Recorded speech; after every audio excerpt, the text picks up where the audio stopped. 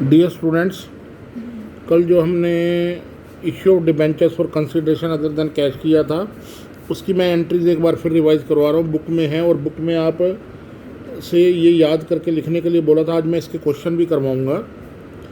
On purchase of asset, पहली entry बोल रखी है on purchase of assets, assets account debit to vendor account, और for the issue debentures to vendor at पार।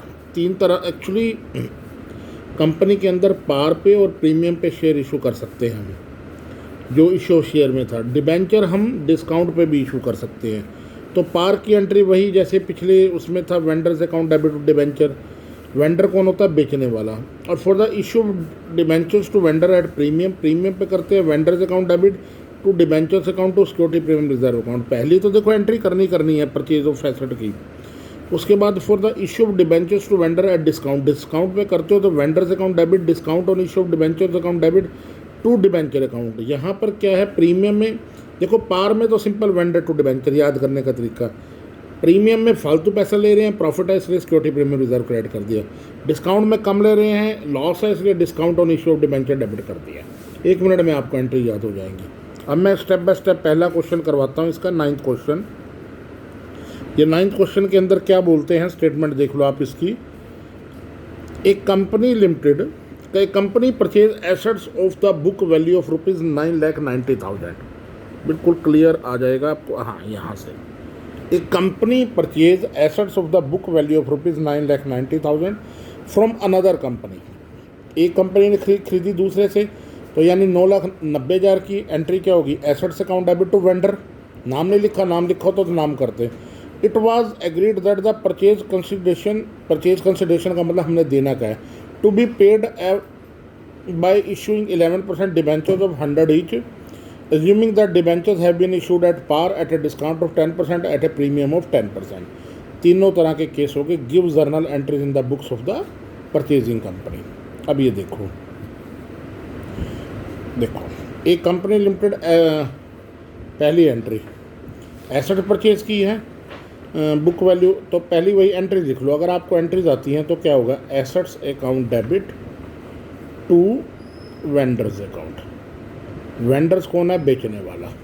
हमने कितने की एसेट्स खरीदी? 9,90,000 रुपये की, 9,90,000 रुपये की। दूसरी एंट्री क्या है? Vendors account debit, vendors account debit अगर एट पार करते हैं तो सीधा कितने परसेंट वाले डिबेंचर हैं? ये 11% वाले, 11% डिबेंचर्स अकाउंट 9,90,000, 9,90,000। फिर तीसरी एंट्री क्या है? अगर आप इसको किस पे कर रहे हैं? एट ए डिस्काउंट पे, तो क्या एंट्री करेंगे? Vendors account debit discount on issue of debentures account debit to 11% debenture account. Entry लिख लो आप। और अगर इसको आप प्रीमियम पे करते हैं, जो थर्ड केस है इसका, vendors account debit to 11% debentures account to security premium reserve account. मैंने पूरा लिखने के बजाय वो लिख दिया। अब मैं आपको बताता हूँ, इसमें भी देखो वेंडर जो है आपका, उसको 9,90,000 रुपये देना है। ये 9,90,000 से उसको डेबिट कर दिया आपने। और इसके अंदर क्या है?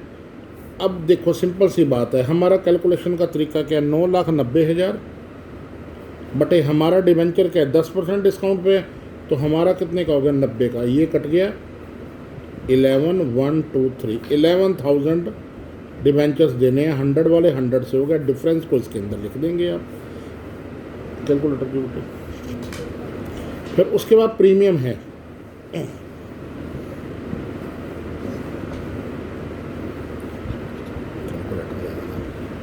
प्रीमियम में भी क्या है? आपने देना कितना है? 9,90,000, 9,90,000 देना है। हमारा जो है सिक्योरिटी प्रीमियम जो है 10% पे है, तो हम कितने से डिवाइड करेंगे शेयर्स को, डिबेंचर को? 100 का डिबेंचर है, 10 रुपये प्रीमियम, 110 का है।